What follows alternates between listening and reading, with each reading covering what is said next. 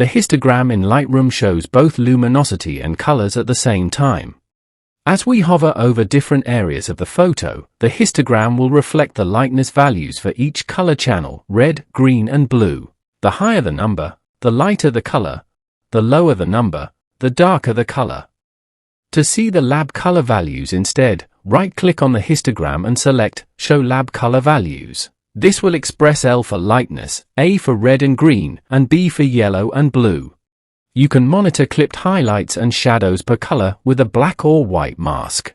While clicking on a specific tonal group in the histogram, press and hold the Option key on a Mac or the Alt key in Windows and drag left or right. A black or white overlay will appear as appropriate over the image. Clip detail will become highlighted in its color.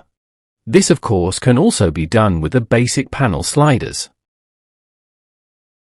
I hope this helped you. Thank you for watching.